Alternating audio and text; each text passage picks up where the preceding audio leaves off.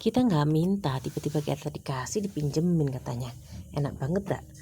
Nah, setelah kita tahu rasanya, wah enak sekali. Pas diminta kembalikan, kita jadi berat hati. That's life, itulah hidup. Kita nggak minta hidup, tapi kita dihidupkan. Kira hidup itu sulit, hidup itu berat. Kita berteriak-teriak, oh hidup ini berat, hidup ini sulit sekali. Padahal aku nggak minta hidup, aku dihidupkan. Ternyata hidup itu sulit, ternyata nanti masih harus dimatikan. Ternyata nanti aku masih harus diminta pertanggungjawaban. Tapi begitu kita ngerasakan hidup itu nikmat, aku pengen hidup itu jadi milikku sendiri. Kita berharap hidup itu menjadi milik kita, padahal hidup itu tidak pernah menjadi milik kita sekalipun. Kita nggak pernah minta hidup, kita dihidupkan oleh Allah. Maka apapun keadaannya, bagaimanapun keadaannya, yang sulit, yang tidak sulit, yang baik, yang tidak baik, kewajiban kita adalah bersyukur dan mensyukuri. Bersyukur itu berarti mengingat yang baik. Memori yang dipakai adalah memori yang baik pada perbuatan baik, meskipun itu hanya kecil, meskipun itu hanya sepele sekali. Sementara suudon itu yang diingat adalah keburukan. Jadi kebaikan segentong akan bisa mengalahkan keburukan sekecil debu. Jadi orang yang pandai bersyukur kepada Allah pasti akan pandai menghargai sama manusia. Syukur itu adalah pengakuan kita pada kebaikan, memori kita pada kebaikan yang kita akui, kita wujudkan dalam sebuah perilaku, baik itu ucapan ataupun perbuatan, dan seharusnya perbuatan dan ucapan itu selaras. Itulah derajat syukur sebenarnya. Dan jika syukur itu hidup dalam diri kita, maka kesyukuran itu akan mampu membangkitkan hal-hal baik lainnya yang disebut dengan keikhlasan, kesabaran, yang disebut dengan kezuhudan, ketawaduan, dan yang disebut dengan syukur ada derajatnya sendiri. Semakin kita pandai bersyukur, semakin kita pandai mengkondisikan diri kita untuk bersyukur, maka kita akan semakin dalam level syukurnya. Pada saja ada level 0, level 1, level 2, maka syukur itu juga sama. Ada derajat level syukur yang sebenarnya pelan-pelan jika kita terus mencari, kita akan sampai di sana.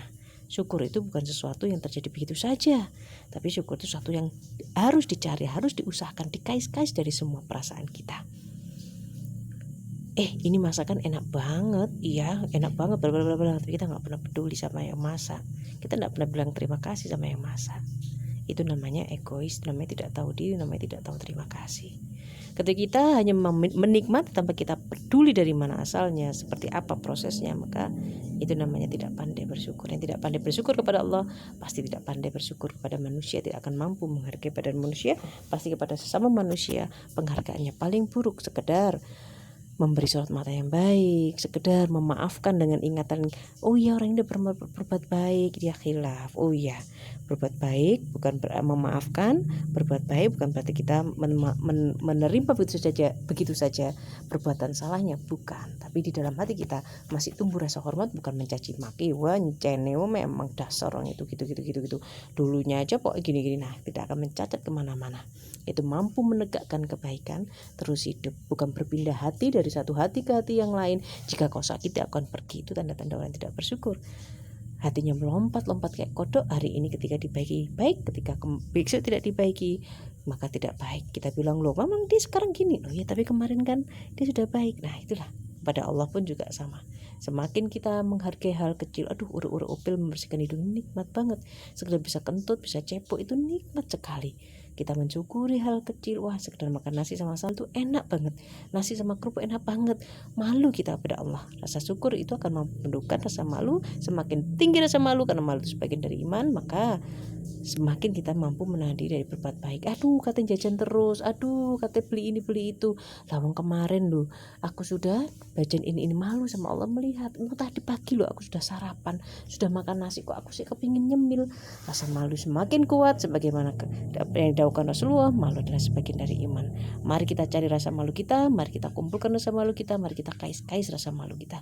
Mari kita hidup dengan syukur. Orang yang terburuk di dunia ini adalah orang yang sangat tidak tahu diri, adalah orang yang tidak pandai bersyukur, yang tidak tahu mengerti bersyukur. Kita mohon kepada Allah agar kita terhindar dari hal seperti itu, dari sifat yang tidak terpuji, dan kita mampu menemukan keterpujian kita, kemuliaan kita di hadapan Allah, di hadapan diri kita sendiri. Dimohonkan kita sampai di sana.